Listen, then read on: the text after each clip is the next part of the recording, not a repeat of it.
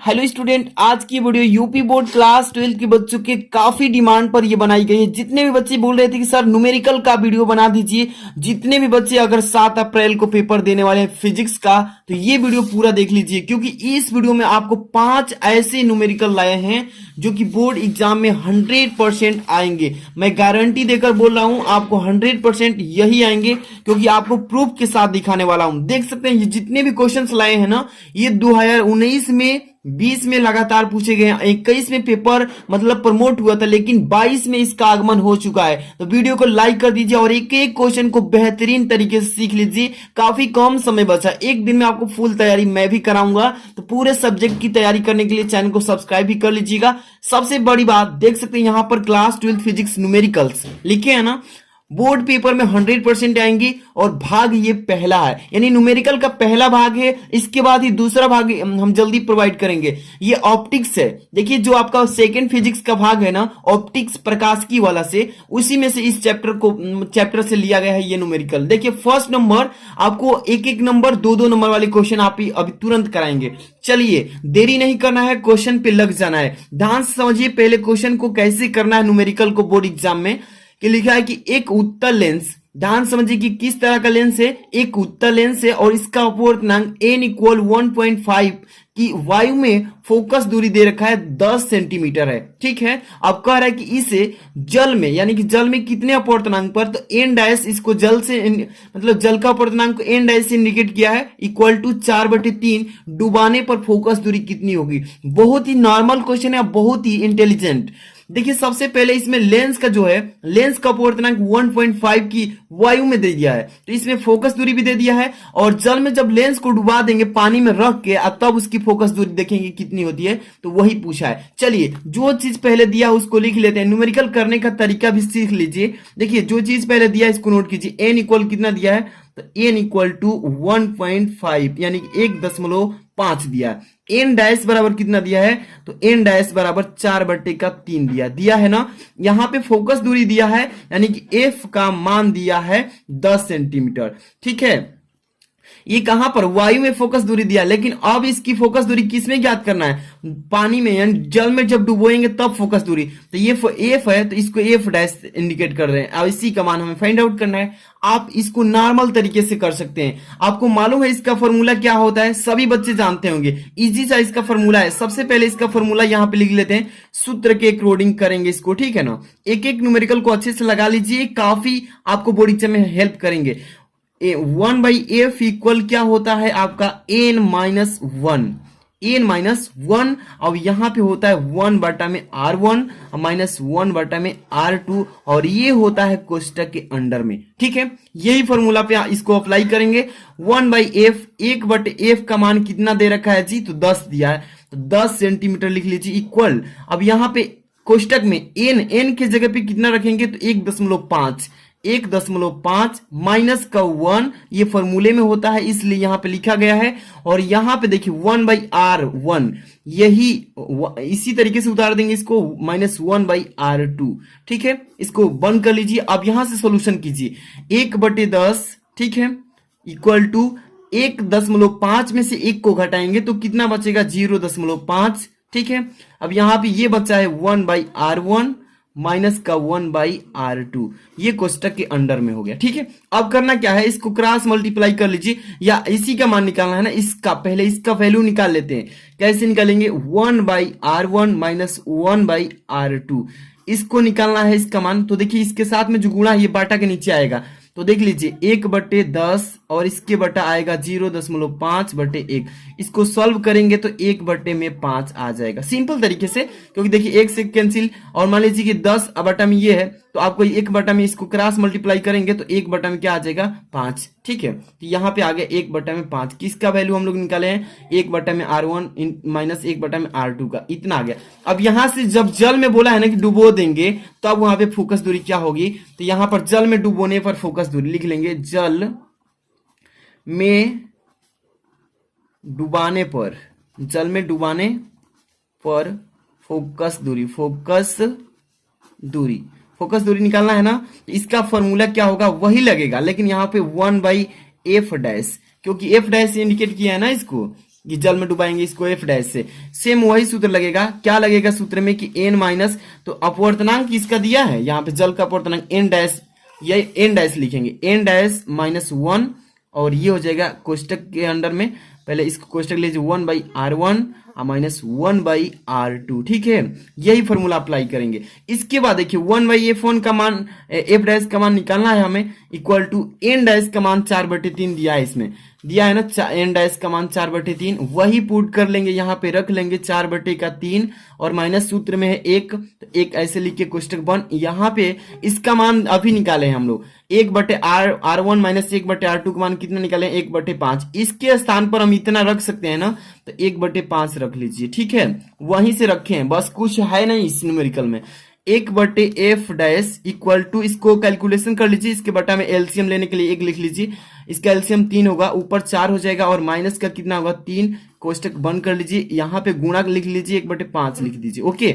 1/f dash equal यहाँ पे 1/3 हो जाएगा गुणे 1/5, okay. 1/f dash equal to 1/15, ठीक है ना। यहाँ पे एफ डैश का मान निकालना है, एफ डैश इक्वल टू 15 और सेंटीमीटर में दिया है फोकस दूरी, तो ये हो जाएगा। जल में जब हम लोग डुबो देंगे, तो जल में डुबोएंगे जब इतने अपवर्तनांक वाले लेंस को जल में डुबो कर देखेंगे, तो फोकस दूरी कितना आ जाएगा, 15 सेंटीमीटर। ऐसे ही 100% पेपर में आएंगे, और ऐसे ही करेंगे तो एक भी नंबर नहीं कटेगा। इसके बाद अगला क्वेश्चन देखते हैं आप लोग के लिए कौन सा क्वेश्चन रखा गया है, तो देख सकते हैं अगला क्वेश्चन, यदि प्रिज्म का कोण तथा न्यूनतम विचलन कोण, ध्यान से समझिए क्या कर रहे हैं क्वेश्चन, और ये भी क्वेश्चन 2019 में और 20 में आया है, आप देख लीजिएगा अपना अंसाल पेपर निकाल करके, और जो पेपर्स हैं उसको भी देख लीजिएगा, और क्वेश्चन बैंक होगा वहां पे भी देख सकते हैं। पूछा है कि यदि प्रिज्म का कोण जो होता है ना, एक देखे होंगे ऐसा प्रिज्म बना लीजिएगा, ध्यान से समझिए, प्रिज्म का कोण ये हो गया, प्रिज्म कोण यानी कि ए, प्रिज्म कोण क्या होता है, ए। न्यूनतम विचलन कोण, यानी न्यूनतम विचलन कोण को डेल एम से डिनोट किया जाता है, किससे, डेल एम से, बराबर है, दोनों क्या है, प्रिज्म कोण ए और डेल एम दोनों बराबर हैं, क्या है, बराबर ही है, तो प्रिज्म की पदार्थ का अपवर्तनांक क्या होगा, यानी एन का वैल्यू पूछा है। सबसे पहले यहां पर लिख लीजिए कि क्या क्या बराबर है, प्रिज्म कोण, यहां पर लिखेंगे प्रिज्म कोण यानी कि ए, और किसके बराबर है, तो अल्पतम विचलन यानी कि न्यूनतम विचलन कोण, यहां पे लिख लीजिए न्यूनतम विचलन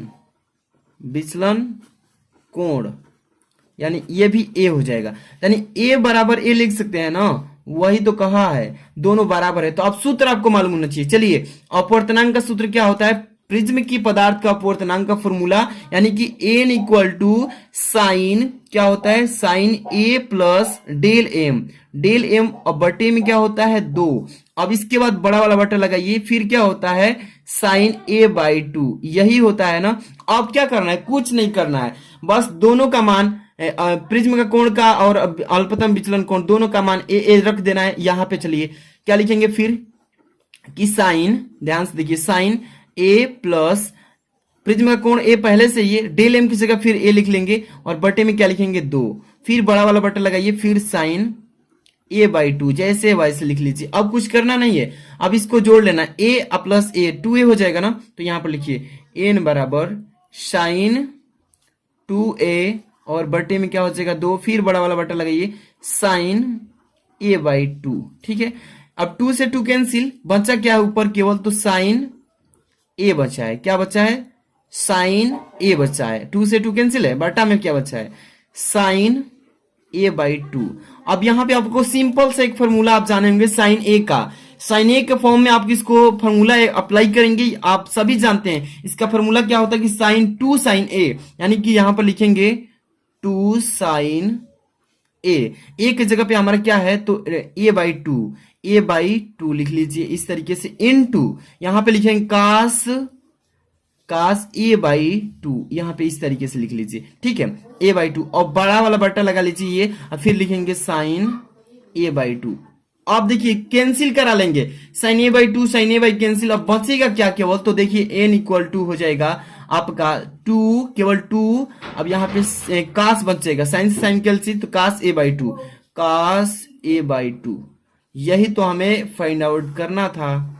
बहुत ही इजी क्वेश्चन था, कर नहीं लेंगे, काफी इजी क्वेश्चन है, ठीक है। इसी तरीके से आपको करना है, कहीं भी डाउट होता है तो आप पूछिएगा, हम उसको डीपली बताएंगे। इसके बाद अगला क्वेश्चन आपके सामने आ चुका है। ये कैसा क्वेश्चन है, थोड़ा देख लीजिए। किसी प्रकाशिक माध्यम, कोई भी प्रकाशिक माध्यम है, कह रहा है किसी प्रकाशिक माध्यम की वर्ण विक्षेपण, जो कलरों का विक्षेपण हो जाता है, 7 रंगों में विभक्त हो जाता है, उसकी क्षमता का सूत्र क्या होता है। आप प्रिज्म द्वारा अपवर्तन पढ़े हैं ना, तो उसी के अकॉर्डिंग ये भी पूछा गया है फॉर्मूला। ये क्वेश्चन 2014 में पूछा गया था, 19 में और 20 में भी क्वेश्चन पूछा गया था, ठीक है।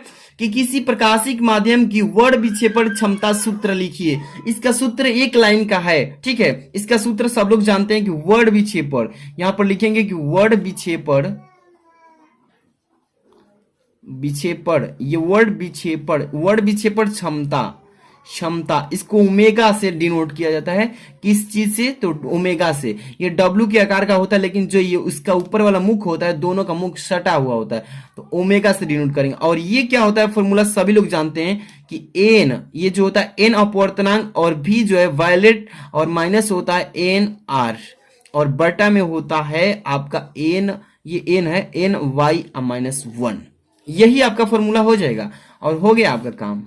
इतना बस लिखने के लिए पूछा था। ये नहीं कि आप निगमन करना स्टार्ट कर दीजिए, तो निगमन का अलग कहता है और सूत्र लिखने के बोला है, तो बस वर्ण विक्षेपण की क्षमता डब्ल्यू यानी ओमेगा इक्वल टू एन भी minus N R upon N Y -1। N जो अपवर्तनांक है किसके लिए, तो बैगनी के लिए माइनस कर देते हैं, उससे कम करते हैं घटाकर। ये किसके लिए, तो रेड यानी लाल कलर के लिए अपवर्तनांक, और बटे में हो जाएगा ये किसका, पीला रंग का अपवर्तनांक -1। यही फॉर्मूला लिख देंगे, हो गया ना, इजली है। और लेकिन कितना बार पूछा गया है इस पर ध्यान दीजिएगा। ये नहीं कि इतना छोटे छोटे बताया जा रहा है, बट ये भी ध्यान दीजिए कितना बार पूछा जा रहा है। इसके बाद अगले क्वेश्चन पे चलते हैं। ये क्वेश्चन ध्यान से देख लीजिएगा, क्या लिखा है, किसी माध्यम में प्रकाश 1.5 × 10⁸ मीटर प्रति सेकेंड है। ध्यान समझिए कि किसी माध्यम में, कोई भी माध्यम दे सकता है, कह रहा है कि किसी माध्यम में प्रकाश की जो चाल है, यानी कि 1.5 × 10⁸ मीटर है प्रति सेकेंड, इस माध्यम से हवा में जाने वाली, किसमें, वायु में जाने वाली, यानी कि हवा में जाने वाली किरण के लिए क्रांति कोण ज्ञात करना है। क्रांति कोण यानी कि आप भी जानते हैं कि साइन सी का वैल्यू पूछा है, और इसके लिए सबसे पहले साइन सी कोण ज्ञात करने के लिए इसमें क्या चीजें आपको फाइंड आउट करना पड़ेगा। पहले तो आपको अपवर्तनांक, इसका अपवर्तनांक जब तक नहीं निकालेंगे तब तक आप क्रांति कोण भी नहीं निकाल पाएंगे। ये क्वेश्चन 2020 में पूछा गया था। आप देख ही सकते हैं कितना इंपॉर्टेंट है। सबसे पहले जो चीज इसमें दिया है उसको पहले फाइंड आउट कर लेना चाहिए, मैंने बताया है। तो सबसे पहले इसमें प्रकाश का अपवर्तनांक यानी प्रकाश की चाल, यानी कि सी का मान दिया है, इसमें कितना दिया है, तो सबसे पहले सी बराबर 1.5, सी बराबर यही है गुणे 10⁸ मीटर प्रति सेकेंड। ये चीजें आपको मालूम है ना। अब इसका फॉर्मूला आप जानते हैं कि क्रांति कोण निकालने के लिए आपको सी का यूज पड़ेगा ना, क्या होगा, सी का काम पड़ेगा, साइन सी। इसका फॉर्मूला क्या होता है, 1/n, यही होता है ना। एन मालूम नहीं है ना इसमें कहीं भी, तो एन निकालने के लिए फॉर्मूला आप कौन सा अप्लाई करेंगे। सभी लोग जानते हैं कि v = c/n होता है। क्या होता है, v = यानी कि वेग प्रकाश का, और यहाँ पे निर्वात में प्रकाश की चाल, और बटा में अपवर्तनांक। यहां से अपवर्तनांक आसानी से निकाल लेंगे सिंपल तरीके से। चलिए यहां पर, चलिए सबसे पहले यहां पर n का मान निकाल लीजिए, यहां से सूत्र बना लीजिए। n = क्या हो जाएगा, c/v, n = c/v। यही फॉर्मूला अप्लाई होगा। अब यहां से n बराबर मान निकालिए, तो यहाँ पे 3 × 10⁸ हो गया ना। अब यहाँ पे v, तो v आप देखिए ये नहीं रखेंगे, c की जगह पे गलती रख दिए, ये v हो जाएगा, क्योंकि देखिए निर्वात में प्रकाश की चाल कितना होता है, 3 × 10⁸, और ये v है, वेग दिया है प्रकाश का, इसलिए v से डिनोट कर लेंगे, ठीक है ना। अब इसके बाद इसका मान पुट कीजिए, 1.5 × 10⁸, इतना रख लेंगे। आप काट देंगे 10⁸ से 10⁸, और 1.5 इसको पढ़ते हैं, 1.5 को 1.5, 1.5 दूनी का 3, कट गया ना। n का मान कितना हम लोग निकाल लिए, तो 2 बार में कटा है ना, 1.5 दूनी के 3, तो 2 आ गया, ये अपवर्तनांक आ गया। अब आराम से हम लोग क्या निकाल लेंगे, क्रांति कोण। यहां से लिखेंगे क्रांतिक कोण, यानी कि कोण लिख लीजिए, क्रांतिक कोण। यहाँ पे इसका फॉर्मूला क्या होता है, सब लोग जानते हैं कि साइन सी, अब यहाँ पे ब्रैकेट में कर लीजिए, साइन सी = 1/n, यही होता है ना। चलिए मान को पुट कीजिए, sign C equal to 1/n, यानी कि यहाँ पे हम डायरेक्ट लिखेंगे 1/2 यानी कि n का मान यही ना आया है तो 2 रख लेंगे। आप जानते हैं कि साइन, यहाँ पे लिखिए साइन सी, साइन थीटा के जगह पे सी है तो साइन सी बराबर 1/2, और कितने अंश का मान आपको मालूम है कि 1/2 होता है साइन के रूप में, तो साइन 30 अंश की जगह पे, तो थीटा के जगह पे यानी क्रांतिक कोण जो है सी है, तो यहाँ पे थीटा के जगह पे कितना अंश रख लेंगे यानी कि 30 अंश। तो यहाँ पे आप जानते हैं कि यहाँ पे सी है, यहाँ पे सी भी लिख सकते हैं, साइन सी बराबर 30 अंश लिखेंगे, ये सी है, ठीक है। तो यहाँ पे सी बराबर हमारा आ गया 30 अंश। यही हमें फाइंड आउट करना था। कहीं भी डाउट है तो कमेंट करके पूछिए। अब इसके बाद अगला क्वेश्चन देखेंगे, ये भी question very very most important ही है, इसको एकदम अच्छे से तैयार करके जाना है एग्जाम में। क्या पूछा गया है क्वेश्चन, ध्यान से पढ़िए। पहले नंबर लिखा है कि एक उत्तल लेंस, ध्यान से समझिए, इसमें दो लेंस की बात कर रहा है, और ये क्वेश्चन आप देख सकते हैं 2019 में और 20 में पूछा गया है, तो इसको हल्का में मन नहीं लेना है, सॉल्व करके जाना है।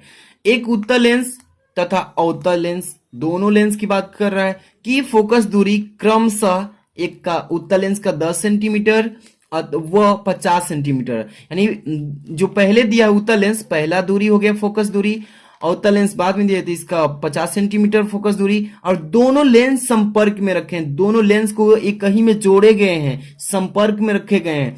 इस युग्म मतलब इस जोड़े के, इसको दोनों को जोड़ देने से 25 सेंटीमीटर की दूरी पर वस्तु रख दी गई है। जोड़ करके कितने सेंटीमीटर पर वस्तु रखी गई है, 25 सेंटीमीटर।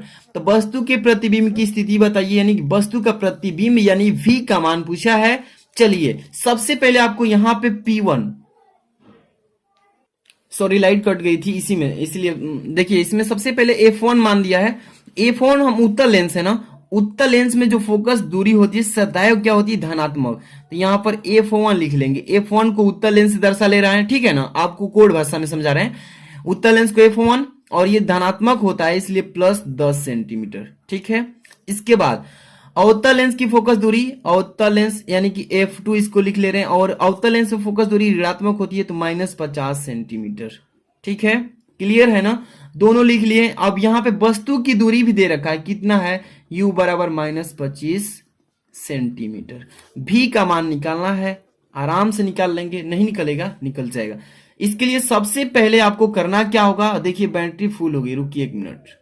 सबसे पहले तो आपको ये जो दोनों फोकस दूरी दिया है उत्तल का अवतल का, इसका संयुग्म फोकस दूरी निकालेंगे, दोनों का जोड़ कर एक फोकस दूरी संयुक्त करेंगे, तो संयुक्त फोकस दूरी लिखेंगे, संयुक्त फोकस दूरी, ठीक है ना, फोकस दूरी। संयुक्त मतलब जोड़ रहे हैं दोनों को, और इसके लिए फॉर्मूला होता है one by capital F equal to 1/F1 plus 1/F2। इसका मतलब 1/कैपिटल F बराबर 1/F1 जो उत्तल लेंस का दिया है, 1/F2 ये अवतल लेंस का दिया है। यहाँ पे दोनों को जोड़ेंगे, संयुक्त करेंगे, तो 1/F बराबर क्या प्राप्त होगा, मान रखिए 1/F1 का मान 10 सेंटीमीटर, और यहाँ पे प्लस है सूत्र में, और 1/-50 ये कोष्टक में माइनस लगा दीजिए इस तरीके से। अब देखिए इसके बाद आराम से सूत्र के अनुसार यहाँ पे 1/F इक्वल टू, यहाँ पे 1/10 और प्लस में माइनस गुणा कीजिए, माइनस 1/50। अब सिंपल से यहाँ पे घटाना है, 1/F इक्वल टू, यहाँ पे एलसीएम ले लीजिए, 50 हो जाएगा, ओके। यहाँ पे 10 × 50, 5 और माइनस 1 बार, यानी कि 5 में से गए 4/, का कितना हो जाएगा, तो 50। इसको कटा लीजिए तो 2 दूनी के 4 और 25 हो जाएगा, यानी कि आपको सीधे सीधे यहाँ पे F बराबर लिख देना है 25/2। ये आ गए सेंटीमीटर फोकस दूरी। ये हम लोग संयुक्त फोकस दूरी निकाल लिए ना। अब इसके बाद क्या करना है, अब ये वाला आपको तो मालूम है पहले से, u का मान माइनस 25 सेंटीमीटर दे रखा है, v का मान फाइंड आउट करना है। अब लेंस का सूत्र लगाइए, लेंस का सूत्र सभी बच्चे जानते होंगे। लेंस का सूत्र क्या होता है, ध्यान से देखिए, लेंस का सूत्र यानी कि फॉर्मूला, लेंस का फॉर्मूला क्या होता है, 1 में F इक्वल टू 1 में V माइनस 1 में U, ये होता है लेंस का फॉर्मूला। अगर यही दर्पण का रहता है तो प्लस यहाँ पर हो जाता है, इसलिए लेंस का है तो माइनस लगाएंगे। मान को पुट कीजिए, 1 में F इक्वल टू 1 में V का मान निकालना है तो ऐसे ही छोड़ दीजिए, और माइनस का 1/U, 1/U माइनस में 25 की कितना दिया है, 25 ही दिया है, 25, और इसका भी मान दिया है ना F का, अभी निकाले हैं 25/2, तो यहाँ पे 25 लिख लीजिए, 25/2। ठीक है, अब इसको हल कर लीजिए। 1/v बराबर डायरेक्ट लिखता हूँ, 1/v बराबर 2/25 हो जाएगा। ये हो जाएगा 2/25 पलट करके मान, और यहाँ पे प्लस हो जाएगा। देखिए माइनस माइनस गुणा होगा ना, तो प्लस प्लस ये हो जाएगा 1/25। सिंपल है, सिंपल। दोनों का लस इक्वल है, तो 1/v इक्वल टू यहाँ पे 2 कितना हो जाएगा, 2+1/25। ठीक है, तो 3/25 हो जाएगा। सिंपल तरीके से v का मान निकालना है, तो 25/3 हो जाएगा। 3×8 = 24, 3 सेंटीमीटर। तो आ गया कि नहीं आ गया? v का मान निकाल लिए ना। इसी तरीके से क्वेश्चंस आपको पूछे जाएंगे बोर्ड एग्जाम में। देख लीजिए v का मान हम लोग का कितना आ गया, 8.33 सेंटीमीटर। ठीक है, इसी तरीके से क्वेश्चन पूछे जाएंगे। जितने भी क्वेश्चन आपको नहीं आ रहे हैं किसी भी चैप्टर्स का, न्यूमेरिकल, थ्योरी, जिस चीज पर डेरिवेशन हो, आप कमेंट करके हमें बताइए, उसके अकॉर्डिंग मैं वीडियो तुरंत बनाकर अपलोड कर दूंगा। वीडियो को लाइक कर दीजिएगा, जो भी बच्चे नहीं किए हैं, शेयर करना अपने स्टूडेंट्स में, साथियों में। मिलते हैं नेक्स्ट वीडियो में। Thanks for watching.